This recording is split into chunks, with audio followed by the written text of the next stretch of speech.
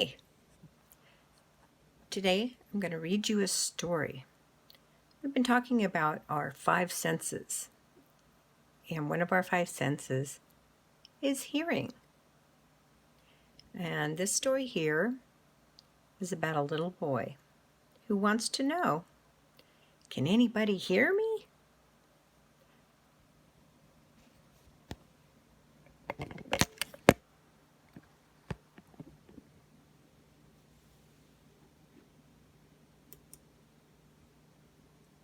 This is Jack. He's very quiet. This is Jack's family, and they are very noisy. In fact, they are so noisy that no one seems to hear Jack. Cock-a-doodle-doo! Moo! Neigh! Oink, oink, oink, oink, oink, oink, oink, zzz. Lots of noise. Jack said to Ma, I'm going to the mountain today. Ma said, 1 or 2 pancakes. Jack said, 1, please. Ma gave him 2. Jack said to Granny and Gramps, I'm going to walk to the top of the mountain today. Granny said, I'm going to knit you a nice new sweater. What color, red or blue? Jack said, blue, please. Granny said, red is a very good choice. Gramps said, I'm going to write a song about red. Jack said to Pa, I'm going to the very top of the mountain today. Pa said, are you going to go fishing at the creek? Jack said, no, I'm going to the mountain. Pa said, catch some big ones. Jack said to Junebug and Jim Bob, do you want to come to the top of the mountain? Junebug said to Jim Bob, Jack wants to play hide and seek. Jack said, no, I want to go to the mountain. Jim Bob said, count to 50, Jack, we'll hide. I wonder if anyone heard me say, I'm going to the mountain, thought Jack. I hope someone did. He set off on his own with just his best friend Chester for company. Past the barn, across the pastures, on over to the whooshing, burbling waterfall. Up, up, up the mountainside, until he reached the top of the mountain. The mountaintop was still and quiet. Jack took a deep breath, filled his lungs, and shouted with all his might, can anybody hear me? Jack barely heard his voice fill the silence for a second before it disappeared into the vast sky around him.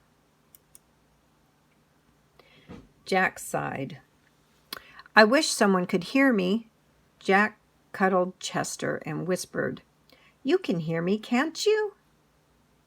Yes, said Chester. I'm looking straight at him. I've always heard you. Jack blinked with surprise, then smiled and said, do you want to play? Chester smiled back and said, yes. Together they slid down the snowy peak of the mountain and fell giggling into a heap of snow. At the bottom of the slope they found a young wolf cub all alone. Do you think he's lost? Asked Jack. Yes, said Chester. We should call for his mother. Maybe we can howl together and she'll hear us. Jack was doubtful. No one ever seems to hear me. I can, said Chester. Give it a go. "Ow! Ow! Ow!" So together they howled like wolves. Soon over the hill, a much larger wolf bounded towards them. "There," said Chester, "I knew you could do it." Together they walked down the mountainside towards home. Suddenly, a bear appeared on the path, towering above them. Jack and Chester froze. Chester's voice quivered. "If you look big and growl back, you can scare him away," he said.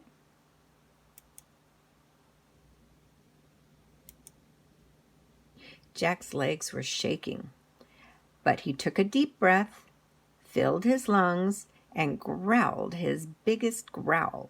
Grrrr!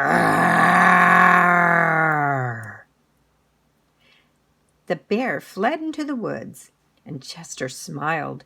"You were very fierce and loud." Jack smiled back. "Thank you." Night fell. Jack said, I think we're lost." "If you can call Mother Wolf and scare away Bear, you can yell for help," said Chester. Jack picked up Chester. He took a deep breath, filling his lungs, and shouted out, "Can anybody hear me?" Only an owl hooted in response. "I think I'm still not noisy enough for my family to hear me," said Jack. But then Jack saw lanterns bobbing in the distance. He heard the voices of Ma and Pa. "Jack, where are you? Jack, can you hear us?" Jack called with all his might. "I'm over here! I'm over here!" The voices of his family drew closer. Jack smiled.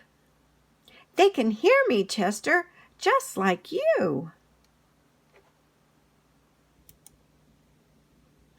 Pa cried, "We were so worried. No one knew where you were." "Chester knew where I was," Jack said. "Chester?" Pa laughed. "Come on, it's time for supper," said Mom. Chester winked at Jack. Back at the ranch, Jack's family all talked at once, asking where had he been. Jack took a deep breath, filling his lungs, and with his biggest voice he shouted, "Quiet, please!" His family became as quiet as mice. Then Jack began his story, and this time they all heard every word.